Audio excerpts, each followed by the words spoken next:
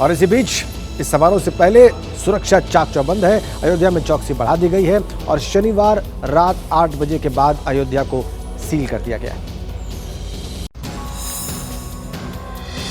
शनिवार रात 8 बजे के बाद अयोध्या को सील कर दिया गया। अब कोई अयोध्या में प्रवेश नहीं कर पाएगा। अयोध्या में आमंत्रित अतिथि अपना निमंत्रण पत्र दिखाकर अयोध्या आ सकते हैं। जनपद अयोध्या जी के बॉर्डर से केवल आकस्मिक वाहन व यहाँ के स्थानीय निवासियों के वाहन के अतिरिक्त केवल जो हमारे आमंत्रित अतिथिगण हैं या मीडिया पास जिनको उपलब्ध करवाए गए ऐसे वाहनों को ही जनपद अयोध्या जी की सीमा में अंदर प्रवेश करने दिया जाएगा।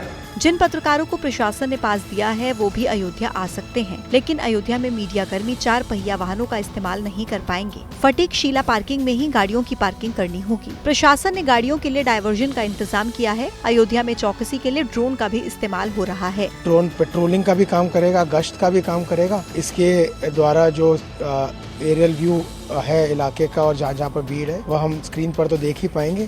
साथ ही अपना निर्देश भी उन लोगों तक अपनी आवाज़ के माध्यम से और ड्रोन में लगे स्पीकर के माध्यम से पहुंचा पाएंगे। देखिए, राम मंदिर के कार्यक्रम को लेकर विशेष लोगों को न्योता भेजा जा रहा है और इस बीच जो जानकारी है कि ट्रस्ट की तरफ से कार सेवकों के परिवारों को भी न्योता भेजा गया है। रिपोर्ट देखिए। प्राण प्रतिष्ठा समारोह के निमंत्रण की ये तस्वीरें अयोध्या आंदोलन के एक अध्याय का सम्मान है। प्राण प्रतिष्ठा समारोह के लिए प्रथम शहीद कार सेवक देवी दीन पांडे के परिवार की 7वीं पीढ़ी को निमंत्रण पत्र दिया गया। देवी दीन पांडे को अयोध्या का प्रथम शहीद कार सेवक माना जाता है। राम मंदिर से 12 किलोमीटर दूर सनेथू गांव के रहने वाले देवी दीन पांडे ने 1518 में बाबर की सेना से लड़ाई लड़ी थी। 90,000 सैनिकों की गुरिल्ला फौज बनाई थी। 3 जून 1518 में युद्ध की शुरुआत हुई थी। युद्ध 7 दिन चला था। युद्ध में 90,000 लोग शहीद हुए थे। दावा किया जाता है कि देवी दीन पांडे ने अकेले बाबर के 700 सैनिकों को मारा था। देवी दीन पांडे की तस्वीर कार सेवकपुरम में भी लगाई गई है। प्राण प्रतिष्ठा समारोह में आदिवासी वनवासी समाज के 15 प्रतिनिधि यजमान होंगे। ये यजमान सप्तनीक प्राण प्रतिष्ठा समारोह में शामिल होंगे। काशी के डोम राजा भी प्राण प्रतिष्ठा समारोह में यजमान होंगे। प्राण प्रतिष्ठा समारोह की तैयारियां और उसके रंग से भारत में दिखाई नहीं दे रहे हैं, पूरी दुनिया में दिखाई दे रहे हैं। देश विदेश से श्रद्धालु भारत पहुंच रहे हैं इस समारोह के लिए, तो दुनिया में और भी कई स्थानों पर जश्न मनाया जा रहा है इसका।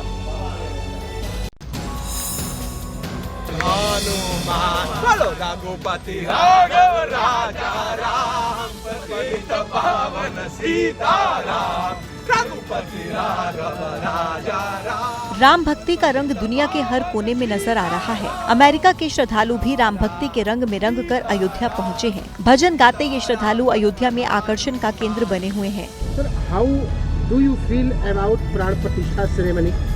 I am just filled with joy about this Pran Pratishtha ceremony. I think it's fantastic.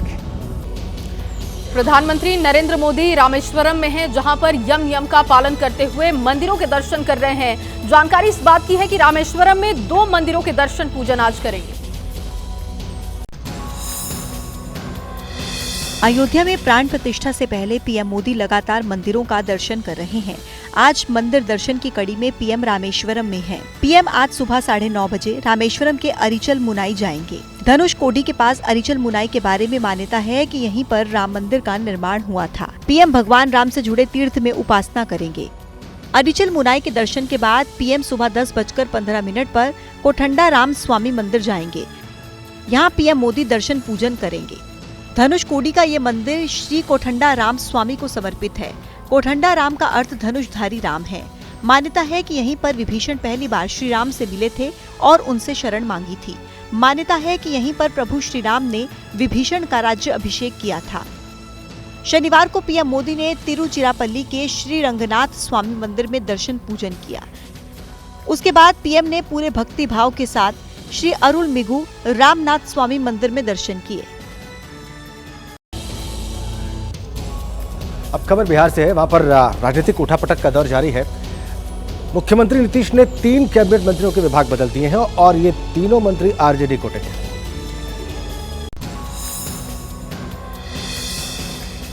Nitish Kumar के महागठबंधन और इंडिया गठबंधन जोड़ने की अटकलों के बीच 3 कैबिनेट मंत्रियों के विभागों में फेरबदल का फैसला बहुत चौंकाने वाला है, क्योंकि ये 3 मंत्री आरजेडी कोटे के हैं। हालांकि अभी ये साफ नहीं है कि नीतीश ने यह फैसला आरजेडी आलाकमान से सलाह मशवरे के बाद लिया है या बतौर सीएम खुद लिया है।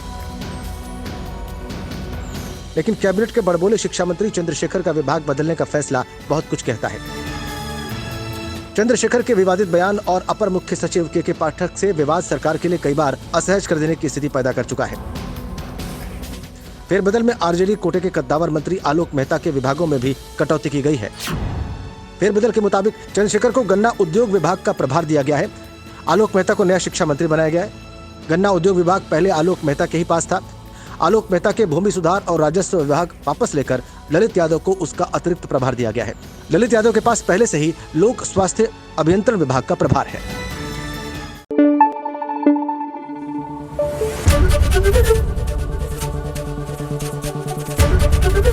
एबीपी न्यूज आपको रखे आगे।